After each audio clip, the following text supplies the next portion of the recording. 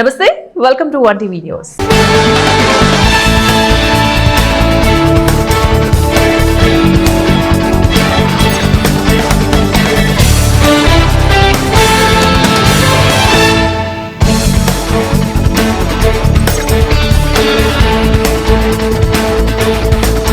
భారత రాష్ట్ర సమితి కార్యనిర్వహణ అధ్యక్షులు కేటీఆర్ పిలుపు మేరకు నాగర్ కర్నూలు జిల్లా కల్వకుర్తిలో పత్తి రైతులు కాటన్ మిల్ వద్ద మాజీ మంత్రి వి శ్రీనివాస గౌడ్, మాజీ ఎమ్మెల్యే జైపాల్ యాదవ్ రైతులతో కలిసి నిరసన వ్యక్తం చేశారు.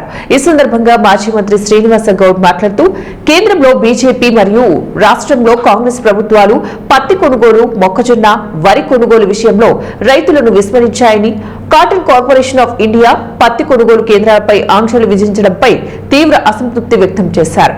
ప్రధానంగా ఎకరానికి 7 క్వింటాల పరిమితి, తేమ శాతం పరిమితులు, కాపాస్ కిసాన్ యాప్ సమస్యలు, జిన్నింగ్ మిల్స్ లో అవినీతి వంటివి ఉన్నాయని, పత్తి మార్కెట్ మద్దతు ధర 8,110 రూపాయలు ఉంటే రైతుల వద్ద క్వింటాల్ కు 6 నుంచి 7,000 కంటే తక్కువ ధరకు కొంటున్నారన్నారు. దీని ద్వారా ప్రతి క్వింటాల్ కు రైతులు 2,000 వరకు నష్టపోతున్నారని ఆగ్రహం వ్యక్తం చేశారు. అదేవిధంగా తుఫాను వల్ల నష్టపోయిన రైతులకు నష్టపరిహారాన్ని అందించాలని ప్రభుత్వాన్ని డిమాండ్ చేశారు. మిగతా 27 లక్షల మెట్రిక్ టన్నులు ఎట్లా ఎప్పుడు చేస్తారు, ఏం చేస్తారు? పత్తి వర్షం వచ్చిందంటే మొత్తం మాయ కదా, ఎడబోసుకుంటాడు. పంట మీదకి వచ్చి అమ్ముకోవాలా? మీరు రకరకాల నిబంధనలు పెట్టి రాష్ట్రం కేంద్రం రాష్ట్రం ఇద్దరు కలిసి పదురుకొని రైతులను అన్యాయం చేస్తామంటే మాత్రం ఊరుకోం. కేసీఆర్ గారు మాత్రం ఊరుకోడు. మాది రైతు బేస్డ్ ప్రభుత్వం, రైతులే మాకు ముఖ్యం, రైతులే మాకు ప్రాణం. తెలంగాణ వస్తే ఏందనేది 1 కోటి ఎకరాల మాగాన్ని చేస్తా, అంతకన్నా ఎక్కువ చేస్తామని చెప్పింది తెలంగాణ వచ్చిన తర్వాతనే. కల్లకుర్తి లిఫ్ట్ ఇరిగేషన్ అని ఒకటి పేరు పెట్టిండ్రు. జయపాలన నేతృత్వంలో నీళ్లు వచ్చినాయి, పంటలు పండుతున్నాయి. ఇవాళ ఆయనతో పాలమూరు రంగారెడ్డి జిల్లా ప్రాజెక్టు కంప్లీట్ అయితే మొత్తం ఉమ్మడి జిల్లా మొత్తం కూడా సస్యశ్యామలం అయ్యేది. 90% కంప్లీట్ అయిన ప్రాజెక్టులను 10% కాలువలు తవ్వితే అయిపోతుంది. కానీ ఇంతవరకు 2 ఏళ్ళు అయింది, కాలువలు తవ్వట్లేదు. నిజంగా రైతుల మీద ప్రేమ ఉంటే 10% కంప్లీట్ అయ్యారా? 10% కంప్లీట్ చేసి 10 లక్షల ఎకరాలకు నీళ్ళు ఇవ్వరా? ఏమైనా సోయిందా? పంటలు పండేటప్పుడు సోయలేదు. మక్క రైతులు ఇప్పుడు వచ్చి వాళ్ళు ఏడుస్తా ఉన్న ప్రకారంగా మరి రైతుకు సగానికి సగం కూడా పెట్టుబడి రానటువంటి విషయాన్ని సందర్భంగా తెలియజేస్తా ఉన్నారు. ఈ విధంగా రైతులు మొత్తం కూడా ఆవేదనతోటి, బాధతోటి చేసినటువంటి అప్పులు తీర్చలేక ఆ విధంగా ఆత్మహత్యలు కూడా చేసుకున్నటువంటి పరిస్థితులు ఈ రాష్ట్ర కేంద్ర ప్రభుత్వాలు ఏర్పాటు చేసినాయి. ఈ రాష్ట్ర కేంద్ర ప్రభుత్వాలు విధించినటువంటి మొత్తం షరతులను ఎత్తివేసి గతంలో ఉన్నటువంటి 12 క్వింటాలు ఎకరాకు అది ఖరీదు చేసి కనీస మద్దతు ధర 8,110 రూపాయలు చేశారు. కాబట్టి అది కూడా కనీస మద్దతు ధర ఇచ్చి ఆ విధంగా మొత్తం పండించినటువంటి పంటను కొనుగోలు చేస్తేనే రైతు బయటపడతాడు, కానీ లేకుంటే బయటవాడు అప్పుల పాలైపోతాడు, ఆత్మహత్య చేసుకునే పరిస్థితి ఏర్పడుతుంది. కాబట్టి దయచేసి మేము డిమాండ్ చేస్తా ఉన్నాం ఈ రాష్ట్ర ప్రభుత్వాన్ని కూడా, మీరు వెంటనే కేంద్ర ప్రభుత్వం దగ్గరికి డెలిగేషన్ పంపిస్తారా? ముఖ్యమంత్రి పోతాడా, మంత్రుల కమిటీ పోతాడా? వెంటనే తెలంగాణలో ఉన్నటువంటి మొత్తం పండించినటువంటి పత్తిని మొత్తం కూడా కొనుగోలు చేసి ఆ విధంగా రైతులకు న్యాయం చేయాలి, వారికి గిట్టుబాటు ధర కల్పించాలి, పండించినటువంటి పత్తిని మొత్తం కూడా తీసుకోవాలి. అదేవిధంగా మక్కలు కూడా కొనుగోలు కేంద్రాలు ఏర్పాటు చేశారు, కానీ మక్కలు కూడా కనీస మద్దతు ధర లేవు. గతంలో దేశంలో బీజేపీ ప్రభుత్వం గాంధీని చంపిన గాడ్సేను దేశభక్తుడిగా కొనియాడుతూ ఆర్ఎస్ఎస్ భావజాలాన్ని ప్రచారం చేస్తున్నారని సిపిఐ రాష్ట్ర కార్యవర్గ సభ్యులు జంగాల అజయ్ కుమార్ అన్నారు. భారత కమ్యూనిస్టు పార్టీ ఆధ్వర్యంలో సామాజిక న్యాయం, ఆత్మగౌరవం కోసం దళిత, గిరిజనుల, మైనార్టీలపై దాడులను ఖండిస్తూ కలెక్టరేట్ వద్ద ధర్నా నిర్వహించారు. ఈ సందర్భంగా ఆయన మాట్లాడుతూ సామాజిక న్యాయం, సమానత్వ సాధన, ఆత్మగౌరవం కోసం దేశవ్యాప్తంగా భారత కమ్యూనిస్టు పార్టీ ఆధ్వర్యంలో ధర్నాలు జరుగుతున్నాయన్నారు. నరేంద్ర మోదీ అధికారంలోకి వచ్చి 11 ఏళ్ల కాలంలో దళిత, గిరిజన, మైనార్టీలపై దాడులు విపరీతంగా పెరిగిపోయాయని తెలిపారు. దేశంలో మతోన్మాద పాలన సాగుతోందని, అణచివేత, అంటరానితనం, కుల, మత వివక్షత, హింస పెట్టలేకపోయిందని, ఆర్ఎస్ఎస్ సంఘ పరివార్ కనుసన్నల్లో భారత రాజ్యాంగం, లౌకిక ప్రజాస్వామ్య వ్యతిరేక పాలన సాగిస్తున్నారన్నారు. కేంద్ర ప్రభుత్వ విధానాలకు నిరసనగా ధర్నా చేపట్టామని, ప్రజలందరూ కూడా కేంద్రంలోని బీజేపీ అనుసరిస్తున్న విధానాలకు వ్యతిరేకంగా ప్రార్థనా రోడ్లపై తరలించాలని పిలుపునిచ్చారు. ఈ కార్యక్రమంలో సిపిఐ జిల్లా కార్యదర్శి ఎంఎల్ నారాయణ, నగర కార్యదర్శి శ్రీరామ్, శ్రీనివాసరావు, ఉప్పుటూరి ప్రకాష్ రావు తదితరులు పాల్గొన్నారు.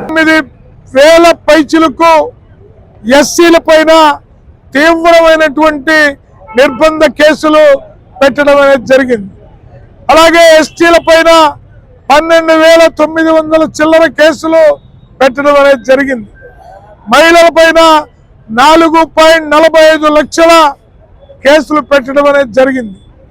అట్లాగే ఆదివాసీల పైన, ఇతర అనేక పేద అట్టడుగు వర్గాల పైన తీవ్రమైనటువంటి దాడులు జరుగుతూ ఉన్నాయి. ఇవాళ మనం ప్రజాస్వామ్య వ్యవస్థలో ఉన్నామా, లేకపోతే హిందుత్వ లేదా హిందూ మతోన్మాద రాజ్యంలో ఉన్నామా అనేది అర్థం కానటువంటి స్థితిలో ఉన్నాం. ఎందుకంటే ఈ రోజు సాధారణ మధ్యతరగతి ప్రజలే కాదు, సాక్షాత్తు సుప్రీంకోర్టు ప్రధాన న్యాయమూర్తి జస్టిస్ గవాయ్ గారికే రక్షణ లేనటువంటి పరిస్థితిని మనం చూస్తూ ఉన్నాం. కోర్టుల్లోనే మనువాదాన్ని ప్రశ్నించినటువంటి వాళ్ళపైన దాడులు చేయడాన్ని కూడా మనం చూస్తూ ఉన్నాం. అందుకని దేశంలో ఉన్నటువంటి లౌకికవాదాన్ని అభిమానించే వాళ్ళు కానీ, కోరుకునే వాళ్ళు కానీ, అంబేద్కర్ రాజ్యాంగాన్ని రక్షించాలనే తలుపు ఉన్నటువంటి వాళ్ళు కానీ, భారతదేశ ప్రజాస్వామ్యాన్ని బ్రతికించుకోవాలనేటటువంటి వాళ్ళంతా ముందుకు రావాల్సినటువంటి అవసరం ఉన్నది. పోరాటానికి ముందుకు రావాల్సిన అవసరం ఉంది. దానికి ప్రథమంగా రాష్ట్రంలో ఆత్మగౌరవం, సామాజిక న్యాయం, కులగణంలో జనగణన చేపట్టి బీసీలకి, ఎస్టీలకి, ఎస్సీలకి పార్వతీపురం జిల్లా కేంద్రంలో సర్దార్ వల్లభాయ్ పటేల్ 150వ జయంతి వేడుకలను ఘనంగా నిర్వహించారు. ముఖ్య అతిథిగా జిల్లా నోడల్ అధికారి, రాజ్యసభ సభ్యులు ఎంపీ పాకల సత్యనారాయణ, ఎమ్మెల్యే విజయచంద్ర పాల్గొన్నారు. అనంతరం సభను ఉద్దేశించి మాట్లాడుతూ భారతదేశ ఐక్యతను చాటి చెప్పిన వ్యక్తి సర్దార్ వల్లభాయ్ పటేల్ అన్నారు. స్వాతంత్ర్యం వచ్చిన తర్వాత హైదరాబాద్, ట్రావెల్ కోర్ట్, జమ్మూ కాశ్మీర్, జునాగఢ్ తదితర సంస్థాధిపతులు దేశంలో కలవకుండా స్వతంత్రంగా ఉండేందుకు ప్రయత్నించారన్నారు. హోమ్ మినిస్టర్ గా ఉన్న సర్దార్ వల్లభాయ్ పటేల్ వారిని దేశంలో విలీనం చేసి అఖండ భారతదేశాన్ని నిర్మించారు. ఆయన త్యాగాన్ని గుర్తించి ప్రధాని మోదీ ప్రపంచంలోనే అతిపెద్ద స్టాచ్యూను నెలకొల్పారు. దేశ ఐక్యతను చాటి చెబుతూ స్థానిక ప్రభుత్వ కార్యాలయాల సముదాయం నుంచి గవర్నమెంట్ జూనియర్ కళాశాల గ్రౌండ్ వరకు ర్యాలీ నిర్వహించారు. ఈ ఐక్యత ర్యాలీలో పలు పాఠశాలల విద్యార్థులు, ఎంపీ పాకల సత్యనారాయణ, ఎమ్మెల్యే బోనల విజయచంద్ర, జిల్లా అధ్యక్షులు Dwarapureddy Srinivas, collector Prabhakar Reddy, sub collector Vaishali, SP Madhavareddy తదితరులు పాల్గొన్నారు. 125 స్వదేశీ సంస్థానాలు విడివిడిగా ఉండటం జరిగింది. వాటన్నిటి యొక్క సమూహాన్ని ఏర్పాటు చేసేటటువంటి బాధ్యత నాటి ప్రభుత్వంపై పూర్తిగా ఆధారపడి ఉన్నటువంటి తరుణం మనకు అందరికీ కూడా తెలిసింది. ఈ రకంగా ఉన్నటువంటి భారతదేశాన్ని సర్దార్ వల్లభాయ్ పటేల్ గారు హోమ్ మినిస్టర్గా ఉండగా వారు ఒక్కొక్క స్వదేశీ సంస్థానాధీశుడిని అంగీకరింపజేసి ఇండియన్ యూనియన్లో సంతకం పెట్టించి దాదాపుగా భారతదేశానికి ఒక స్వరూపం తీసుకురావడం జరిగింది. కానీ అట్టి స్వరూపం నుంచి కేవలం 4 స్వదేశీ సంస్థానాలు భారతదేశంలో విలీనం కాలేదు. 1 జమ్మూ అండ్ కాశ్మీర్, 2 హైదరాబాద్, 3 జునాగఢ్, 4 ట్రవెన్కోర్.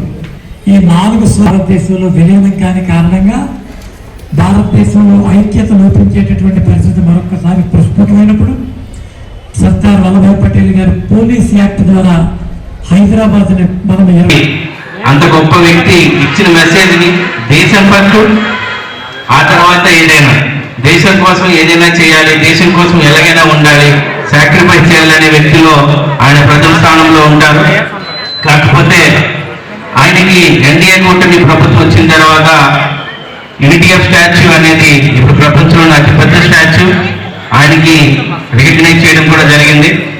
అయితే ఈరోజు మనందరం ఊరకనే రాలే. ఎందుకంటే ఈరోజు కాన్సెప్ట్ ఏంటంటే ఇందాక చెప్పున్నారు, మన పార్వతీపురంలోని ముస్లిమ్స్ ఉన్నారు, క్రిస్టియన్స్ ఉన్నారు, ఆల్రెడీ హిందూస్ ఉన్నారు, కొంతమంది మార్వాడీస్ ఉన్నారు, వివిధ వాళ్ళందరూ ఉన్నారు.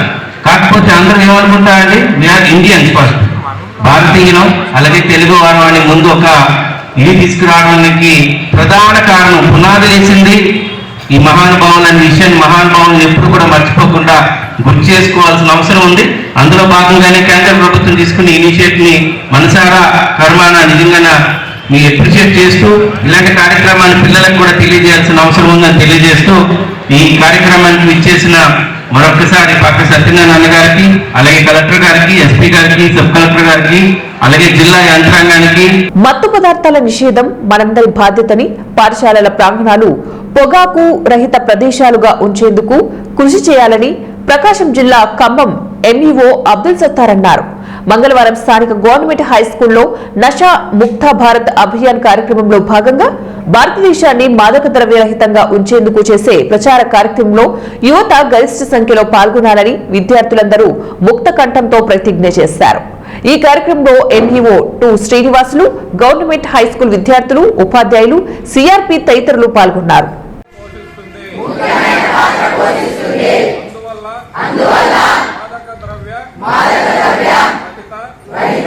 భారతదేశ ప్రచారంలో గరిష్ట సంఖ్యలో యువత చేరడం చాలా ముఖ్యం. దేశం యొక్క ఈ సవాలును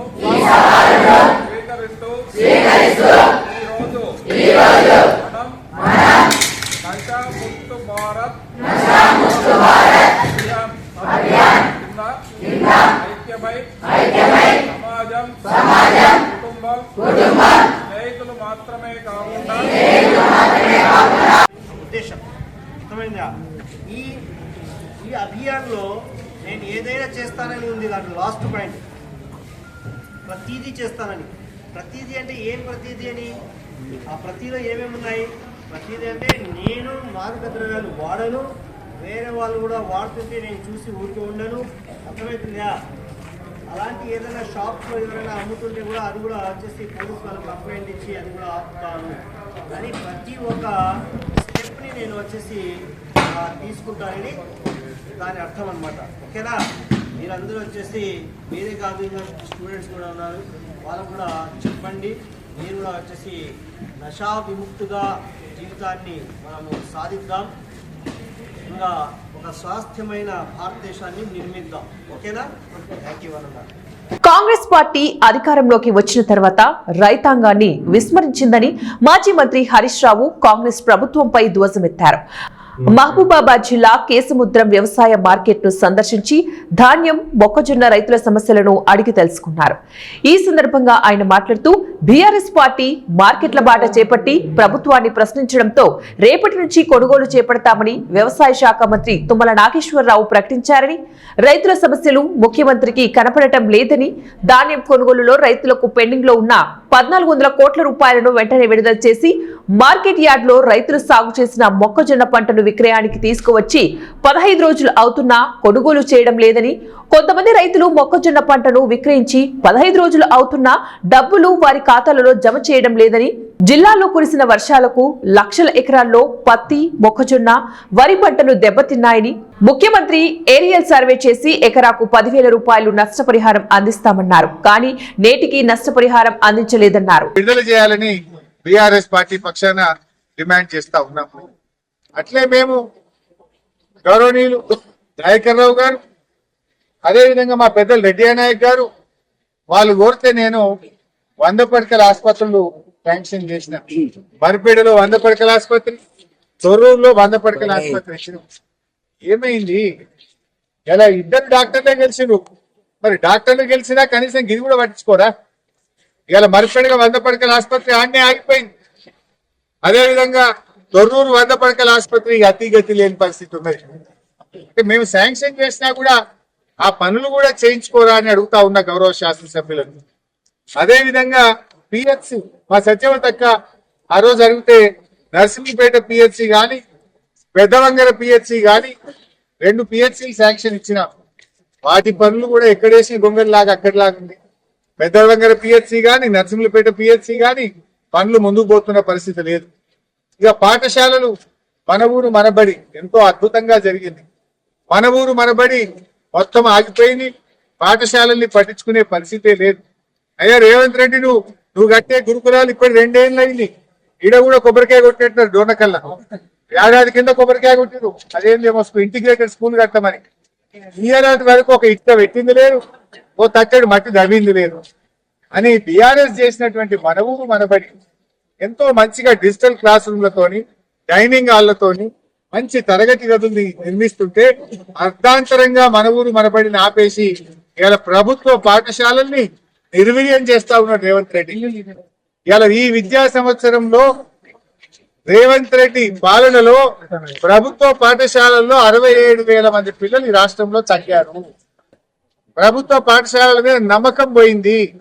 నీ పాలనలో 67,000 మంది విద్యార్థులు ఈ విద్యా సంవత్సరంలో తగ్గారు. 1000కి పైగా పాఠశాలలు రేవంత్ పాలనలో మూతబడ్డాయి. ఇంటర్మీడియట్ చదువుకునే పిల్లలకు ఈ సంవత్సరం ఇప్పటిదాకా పుస్తకాలే రాలే. ఇక నెలైతే ఎగ్జామ్స్, 2 నెలలైతే ఎగ్జామ్స్. ఇవాళటి వరకు ఇంటర్మీడియట్ చదువుకునే పిల్లలకు పుస్తకాలు కూడా ఇయ్యని చేతగాని విద్యాశాఖ మంత్రి ముఖ్యమంత్రి రేవంత్ రెడ్డి. ఈయననే విద్యాశాఖ మంత్రి, ఈయననే ముఖ్యమంత్రి. ఆ రోజు కేసీఆర్ గారు ఎంతో ప్రేమతోని మొట్టమొదటి దశలోనే మహబూబాద్ కు మెడికల్ కాలేజ్ ఇచ్చారు కేసీఆర్ గారు. ఇవాళ మెడికల్ కాలేజీ టీచింగ్ హాస్పిటల్ పనులు ముందుకు పోతలేవు, అక్కడనే ఆగిపోయింది. 500 పడకల ఆసుపత్రి, ఆ పనులు జరుగుతలేవు. డాక్టర్ పోస్టులు 100కు పైగా ఖాళీలు ఉన్నాయి. పేదలకు వైద్యం అందుతలేదు. చివరికి ఎంత దుర్మార్గం అంటే సిగ్గుపడాలి రేవంత్ రెడ్డి గారు. మొన్న గోత్య రాజు అని చిన్నగూడూరుకు చెందిన ఒక వ్యక్తి బతికుండగానే తీసుకుపోయి ఆయనను మార్చురీలు వేసేసింది. ఇంత దుర్మార్గమా? పార్వతీపురం మన్యం జిల్లా కురుపం మండలం గుమ్మలక్ష్మీపురం సమీపంలో బుధవారం తెల్లవారుజామున కారు ప్రమాదంలో గ్రామానికి చెందిన యువకుడు సంఘటనా స్థలంలోనే మృతి చెందాడు. జి హరిప్రసాద్ ల్యాబ్ టెక్నీషియన్ గా అదే మండలం నీలకంఠాపురం ప్రాథమిక ఆరోగ్య కేంద్రంలో విధులు నిర్వహిస్తున్నాడు. ఆయనకు భార్య, 2 ఆడపిల్లలున్నారు. మృతి చెందిన వ్యక్తి అయ్యప్ప స్వామి మాలాధారంలో ఉన్నాడు. వేకువజామున సన్నిధానం నుంచి బహిర్భూమికి స్నేహితులతో కలిసి గ్రామ సమీపానికి వెళ్లగా పార్వతీపురం వైపు నుంచి గుమ్మలక్ష్మీపురం వస్తున్న కారు డ్రైవర్ కడ్రక మల్లేశ్వరరావు నిద్రమత్తులో రోడ్డు పక్కన బహిర్భూమికి కూర్చున్న వ్యక్తిని ఢీకొనడంతో వ్యక్తి కొంత దూరం తుల్లిపడి చనిపోయాడు. పక్కనే ఉన్న మరో వ్యక్తి త్రుటిలో ప్రాణాపాయం నుంచి తప్పించుకున్నాడు. మరో 2-3 రోజుల్లో శబరిమల పయనమవ్వాల్సిన వ్యక్తి ఇంతలోనే మృతి చెందడంతో కుటుంబీకులు కన్నీరు మున్నీరై విలపిస్తున్నారు.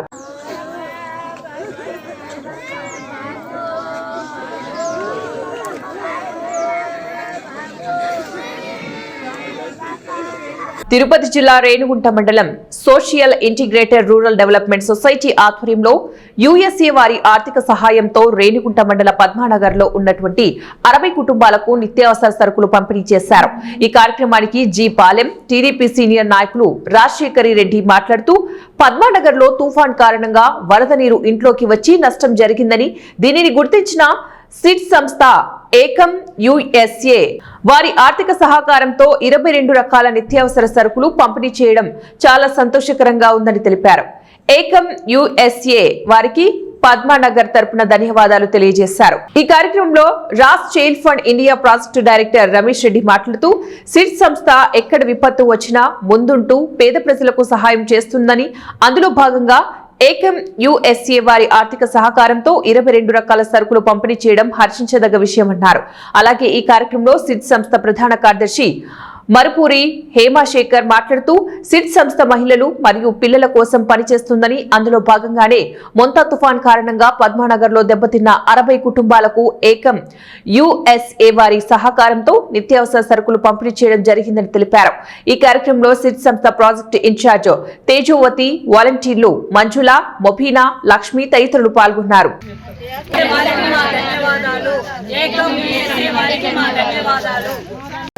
మాది social integrated rural development society. ఇక్కడ గత వారం ముందుగా తుఫాన్ కారణంగా ఇక్కడ పద్మానగర్ రేణిగుంట మండలం పద్మానగర్లో ఉన్నటువంటి ఇక్కడ ఇండ్లకి అంతా కూడా వర్షం నీరు ఎక్కువ చేరిపోయిన దానివల్ల దెబ్బతినిందని తెలిసింది. మేము ఈ ఏరియాలో వర్క్ చేస్తాము. సో ఈ కారణంగా ఇక్కడ ఉన్నటువంటి కొంతమంది మహిళలు కావచ్చు, అన్న వాళ్ళు కావచ్చు, పంచాయతీ నుంచి కూడా మాకు రిక్వెస్ట్ వచ్చింది, ఇలా చాలా దెబ్బతిన్నాయి, వాళ్ళ కుటుంబాలకి సహాయం చేయమని. దాంతో మేము ఏకం యుఎస్ఏ వారి ఆర్థిక సహకారంతో ఈరోజు 22 రకాలైనటువంటి నిత్యావసర సరుకులు ఇక్కడ ఉన్న 60 మంది కుటుంబాలకి ఇక్కడ ఈరోజు పంచడం జరిగింది. దీనికి సహకరించినటువంటి సిట్స్కి ఏకం యుఎస్ఏ వాళ్ళు సపోర్ట్ చేయడం వల్ల ఈ పద్మానగర్లో నీళ్ళు వచ్చినటువంటి దగ్గర ఒక 60 కుటుంబాలకు కాను ఆ సంస్థ ద్వారా నిత్యావసర సరుకుల్ని పంపిణీ చేయడం జరిగింది. అదేవిధంగా సిట్స్కి సంబంధించి మా పంచాయతీలో పుట్టు మిషన్లు కానీ, ట్రైనింగ్ సెంటర్లు కానీ, అదేవిధంగా మహిళల్ని ఉపాధిగా వాళ్ళని స్వయం స్వశక్తితో బతకడానికి రకరకాలైనటువంటి స్కిల్ డెవలప్మెంట్స్ అన్నిటినీ వాళ్ళు నేర్పిస్తూ ఉన్నారు. అదేవిధంగా ఆ సంస్థకు కూడా ల్యాండ్ కూడా అడగడం జరిగింది పంచాయతీ వాళ్ళని. మేము కూడా ఎమ్మెల్యే గారి దృష్టికి తీసుకెళ్ళి అధికారులతో చర్చించి మరిన్ని ఇటువంటి విపత్తు జరిగినప్పుడు వారంటీ ఆర్గనైజేషన్ సంస్థలు గ్రామాలని ఏదైతే జరిగిందో నష్టం కొంతవరకు సహాయం చేసినట్టయితే మరిన్ని ఇక్కడ నుండి పేదలు, నిరుపేదలు ఈ పద్మానగర్లో అన్ని కులాల వారు, అన్ని మతాల వారు, అన్ని రకాలైన వాళ్ళు ఉన్నారు. ఇక్కడ నిరుపేదలైనటువంటి పంచాయతీలో అన్డెవలప్మెంట్ ఉండే గ్రామం ఏదైనా ఉందిరా అంటే అది ఒక పద్మానగరే. కాబట్టి ఈ సంస్థ ద్వారా ఏదైనా ఈ పద్మానగర్ డెవలప్మెంట్ చేయాలనేసి అనే సంస్థ ముందుకు వస్తే మేము అధికారులకి గాను అదేవిధంగా రాజకీయంగా గాను మేము సపోర్ట్ చేయడానికి. అల్లూరి జిల్లా రాజేంద్రపాలెం ఆశ్రమ పాఠశాలను ఐటీడీఏ పీఓ తిరుమణి శ్రీ పూజ తనిఖీ చేశారు. ఆశ్రమ పాఠశాలలో విద్యార్థుల పట్ల నిర్లక్ష్యం వహిస్తే కఠినమైన చర్యలు తప్పవని ఐటీడీఏ పీఓ తిరుమణి శ్రీ పూజ హెచ్చరించారు. మంగళవారం రాజేంద్రపాలెం గిరిజన ఆశ్రమ ఉన్నత పాఠశాలను పరిశీలించి విద్యార్థినులు కలుషిత ఆహారం, నీరు త్రాగి హాస్పిటల్ పాలై సంఘటనపై పాఠశాలల వంటగది, స్టాక్ రూము, తరగతి గదులు క్షుణ్ణంగా పరిశీలించారు. స్టాక్ రూమ్ లో వంట నూనె, ఇతర సామాగ్రి, కాలం చెల్లిన ఆహార పదార్థాలు ఉండటంతో వార్డెన్ పై తీవ్ర ఆగ్రహం వ్యక్తం చేశారు. హాస్టల్ అపరిశుభ్రంగా ఉండటంతో పిల్లల పట్ల ఇదేనా మీ శ్రద్ధ అని, మీపై క్రిమినల్ చర్యలు ఎందుకు తీసుకోకూడదు అని హెచ్చరించారు. అక్కడి నుంచి కస్తూర్బా పాఠశాలను కూడా సందర్శించి పాఠశాలలో అపరిశుభ్రంగా ఉన్న వేస్టేజ్ డ్రైనేజీని పరిశీలించారు. వేస్ట్ డ్రైనేజ్ పైకి వెళ్లిపోకుండా వేరే గత్యంతరం లేక హాస్పిటల్ ఆవరణలోనే ఉండటంతో దుర్వాసన వస్తోందని కస్తూరిబా ఎస్ఓ పరిమళ తెలుపగా తహసీల్దార్ ప్రసాద్ రావుని కస్తూరిబా పాఠశాలల పక్కన భూమి వివరాలు అడిగి తెలుసుకుని కాలువ డ్రైనేజీ బయటకు వెళ్లడానికి భూమి పరిశీలించాలన్నారు. అనంతరం ప్రభుత్వ హాస్పిటల్లో చికిత్స పొందుతున్న విద్యార్థులను పరామర్శించి అనంతరం హాస్పిటల్ వైద్యులు సిబ్బందితో మాట్లాడి పిల్లల ఆరోగ్యం గురించి ఆరా తీశారు. ఎప్పటికప్పుడు పిల్లల ఆరోగ్యంపై నివేదిక అందించాలని అధికారులను ఆదేశించారు.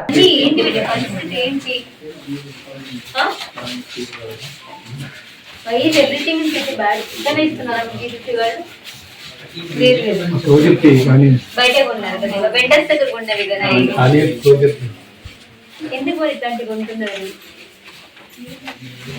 కొనేది ఎవరు? పెడతారా ఇట్లా? మనం తింటాం ఇట్లానే. కూరగాయలు తీసేది మీరే కదా షాపులకి వెళ్ళి. ఇట్లాంటి అయ్యా ఇట్లా కుళ్ళిపోయినవి ఏవైతే ఉన్నాయో అవే ఇవ్వండి అయ్యా అని అడుగుతారా? మరి ఏంది ఇది? What is this non sense? Menu ఏం పెట్టారు? శనివారం మధ్యాహ్నం గుమ్మడికాయ మేడం, గుమ్మడికాయ పచ్చనిపప్పు పెట్టి మేడం, సాయంత్రం బంగాళదుంప టమాటో. ఆదివారం ఇది శనివారం సాయంత్రం నుంచి మీకు ఇష్యూ వచ్చింది కదా, శనివారం ఉదయం పెడతారు. శనివారం ఉదయం కిచిడి. మెనూ ఏంటి? శుక్రవారం రాత్రి ఏం పెట్టారు? శుక్రవారం రాత్రి క్యాబేజ్ మేడం.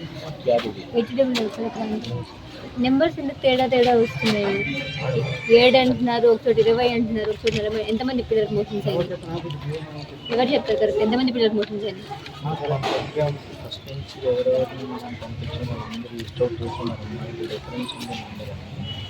ఇవి ఇప్పుడు బులెటిన్ డీటెయిల్స్. నెక్స్ట్ బులెటిన్ లో మళ్ళీ కలుద్దాం. Until keep watching 1TV news.